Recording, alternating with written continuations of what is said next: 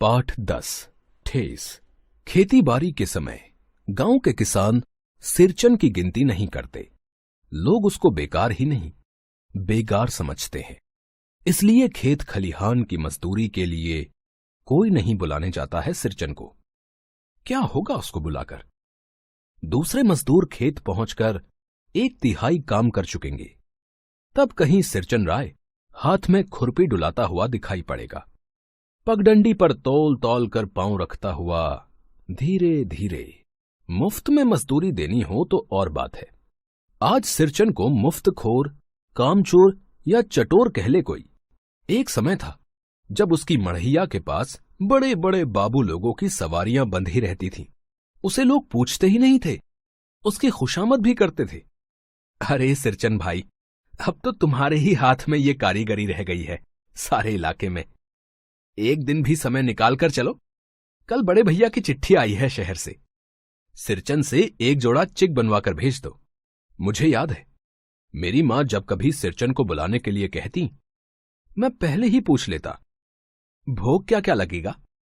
मां हंसकर कहती, जा जा बेचारा, मेरे काम में पूजा भोग की बात नहीं उठाता कभी। ब्राह्मण टोली के पंचानन चौधरी के छोटे लड़के को एक बार मेरे सामने ही बेपानी कर दिया था सिरचन ने। तुम्हारी भाभी नाखून से खांट कर तरकारी परोसती है और इमली का रस डालकर कढ़ी तो हम कहार कुम्हारों की घरवाली बनाती हैं। तुम्हारी भाभी ने कहां सीखा? इसलिए सिरचन को बुलाने के पहले मैं मां से पूछ लेता। सिरचन को देखते ही मां हुलस कर कहती, आओ सिरचन, आज नेनू मत रही थी तो तुम्हारी याद आई। घी की खखोरन दाढ़ी के साथ चूड़ा तुमको बहुत पसंद है ना? और बड़ी बेटी ने ससुराल से संवाद भेजा है। उसकी ननद रूठी हुई है मोती की शीतल पार्टी के लिए। सिरचन अपनी पनियाई जीभ को संभाल कर हंसता। घी की सौंधी सुगंध सूंघ कर ही आ रहा हूं काकी, नहीं तो इस शादी ब्याह के मौसम में दम मारने की भी छुट्टी कहां मिलती है। सिरचन जाति का कारीगर है। मैंने घंटों बैठकर उसके काम करने के ढंग को देखा है। एक एक मोती और पटेर को हाथ में लेकर बड़े जतन से उसकी कुच्ची बनाता, फिर कुच्चियों को रंगने से लेकर सुतली सुलझाने में पूरा दिन समाप्त। काम करते समय उसकी तन्मयता में जरा भी बाधा पड़ी कि गेहुअन सांप की तरह फुफकार उठता, फिर किसी दूसरे से करवा लीजिए काम। सिरचन मुंहजोर है, काम चोर नहीं। बिना मजदूरी के पेट भर भात पर काम करने वाला कारीगर। दूध में कोई मिठाई न मिले कोई बात नहीं, किंतु बात में जरा भी झाल वो नहीं बर्दाश्त कर सकता। सिरचन को लोग चटोर भी समझते हैं। तली बघारी हुई तरकारी, दही की कढ़ी, मलाई वाला दूध, इन सब का प्रबंध पहले कर लो, तब सिरचन को बुलाओ। दुम हिलाता हुआ हाजिर हो जाएगा। खाने पीने में चिकनाई की कमी हुई कि काम की सारी चिकनाई खत्म। काम अधूरा रखकर उठ खड़ा होगा। आज तो अब अध कपाली दर्द से माथा टंटना रहा है, थोड़ा सा रह गया है, किसी दिन आकर पूरा कर दूंगा। किसी दिन माने कभी नहीं। मोथी घास और पटेर की रंगीन शीतल पाटी, बांस की तेलियों की झिलमिलाती चिक, सतरंगे डोर के मोढ़े, भूसी चुन्नी रखने के लिए मूंज की रस्सी के बड़े बड़े जाले, हलवाहों के लिए ताल के सूखे पत्तों की छतरी टोपी तथा इसी तरह के बहुत से काम हैं जिन्हें सिरचन के सिवा गांव में और कोई नहीं जानता। ये दूसरी बात है कि अब गांव में ऐसे कामों को बेकाम का काम समझते हैं लोग।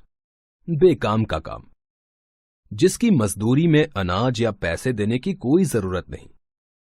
पेट भर खिला दो, काम पूरा होने पर एक आध पुराना धुराना कपड़ा देकर विदा करो। वो कुछ भी नहीं बोलेगा। कुछ भी नहीं बोलेगा ऐसी बात नहीं। सिरचन को बुलाने वाले जानते हैं, सिरचन बात करने में भी कारीगर है।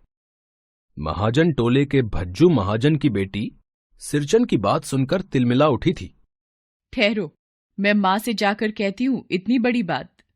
बड़ी बात ही है बिटिया, बड़े लोगों की बस बात ही बड़ी होती है। नहीं तो 2-2 पटेर की पार्टियों का काम सिर्फ खेसारी का सत्तू खिलाकर कोई करवाए भला? ये तुम्हारी मां ही कर सकती है बबूनी। सिरचन ने मुस्कुराकर जवाब दिया था। उस बार मेरी सबसे छोटी बहन की विदाई होने वाली थी। पहली बार ससुराल जा रही थी मानू। मानू के दूल्हे ने पहले ही बड़ी भाभी को खत लिखकर चेतावनी दे दी है, मानू के साथ मिठाई की पतीली ना आवे, कोई बात नहीं। 3 जोड़ी फैशनेबल चिक और पटेर की 2 शीतल पार्टियों के बिना आएगी मानू तो। भाभी ने हंसकर कहा, बैरंग वापस। इसलिए 1 सप्ताह पहले से ही सिरचन को बुलाकर काम पर तैनात करवा दिया था माँ ने। देख सिरचन, इस बार नई धोती दूंगी, असली मोहर छाप वाली धोती। मन लगाकर ऐसा काम करो कि देखने वाले देखकर देखते ही रह जाएं। पान जैसी पतली छुरी से बांस की तीलियों और कमानियों को चिकनाता हुआ सिरचन अपने काम में लग गया। रंगीन सुतलियों में झब्बे डालकर वो चिक बुनने बैठा।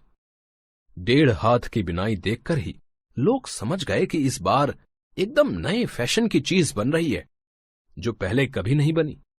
मझली भाभी से नहीं रहा गया, पर्दे की आड़ से बोली, पहले ऐसा जानती कि मोहर छाप वाली धोती देने से ही अच्छी चीज बनती है तो भैया को खबर भेज देती। काम में व्यस्त सिरचन के कानों में बात पड़ गई। बोला, मोहर छाप वाली धोती के साथ रेशमी कुर्ता देने पर भी ऐसी चीज नहीं बनती बहुरिया।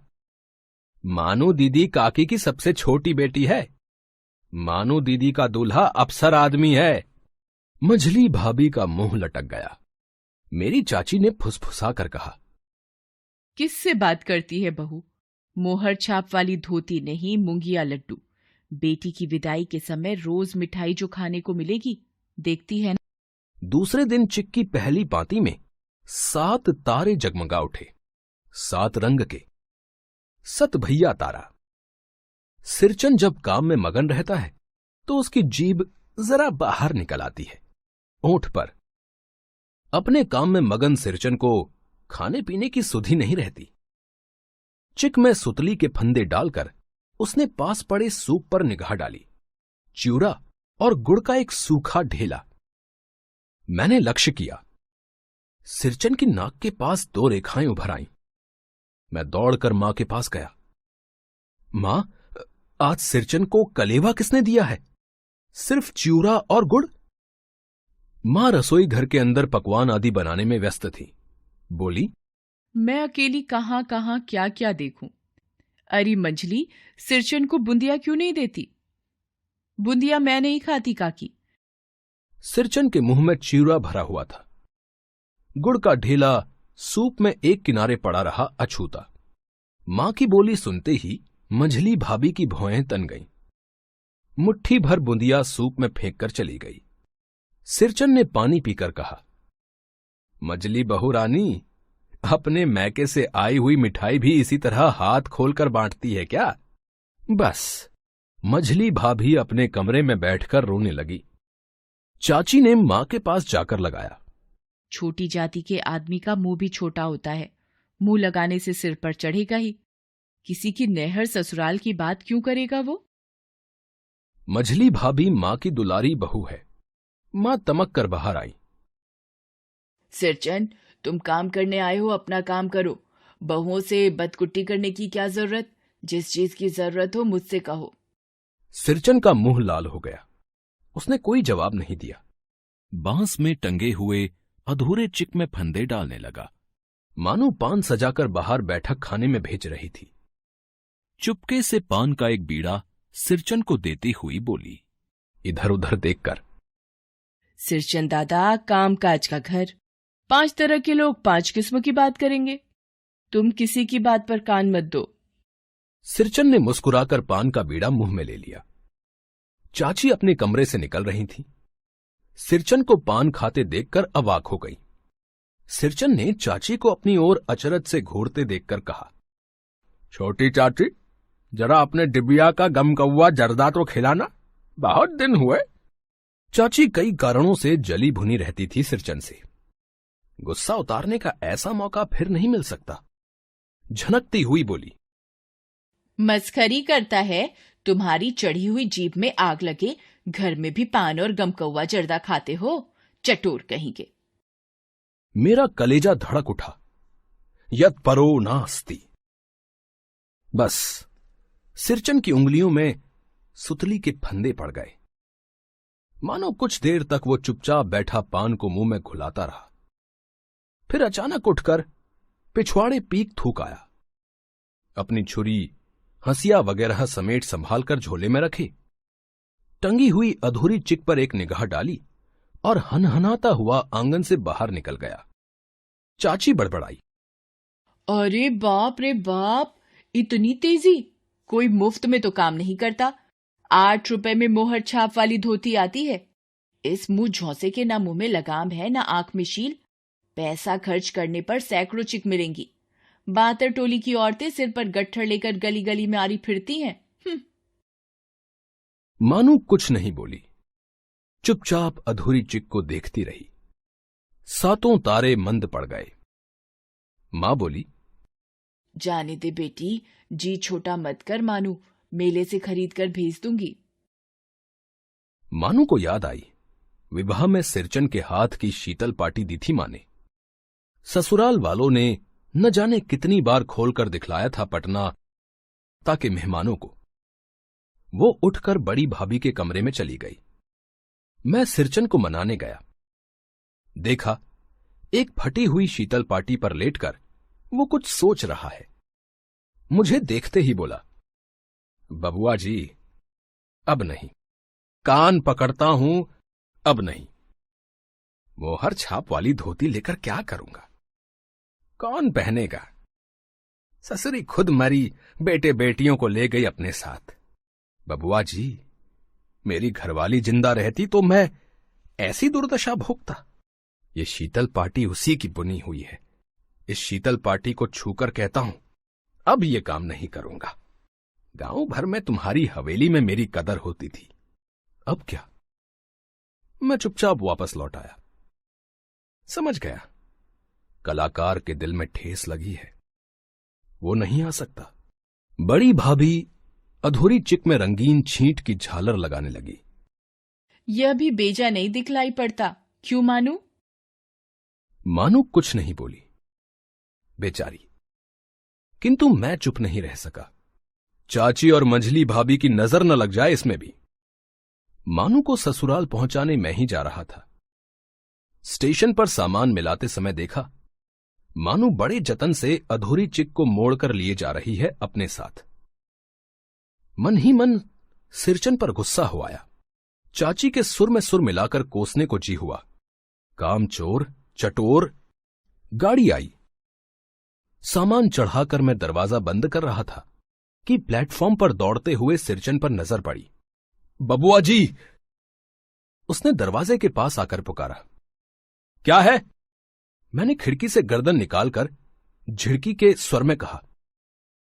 सिरचन ने पीठ पर लदे हुए बोझ को उतारकर मेरी ओर देखा। दौड़ता आया हूं, दरवाजा खोलिए। मानो दीदी कहां है? एक बार देखूं। मैंने दरवाजा खोल दिया। सिरचन दादा। मानो इतना ही बोल सकी। खिड़की के पास खड़े होकर सिरचन ने हकलाते हुए कहा, ये मेरी ओर से है। सब चीजें हैं दीदी, शीतल पाटी, चिक और एक जोड़ी आसनी कुश की। गाड़ी चल पड़ी। मानो मोहर छाप वाली धोती के दाम निकालकर देने लगी। सिरचन ने जीभ को दांत से काटकर दोनों हाथ जोड़ दिए।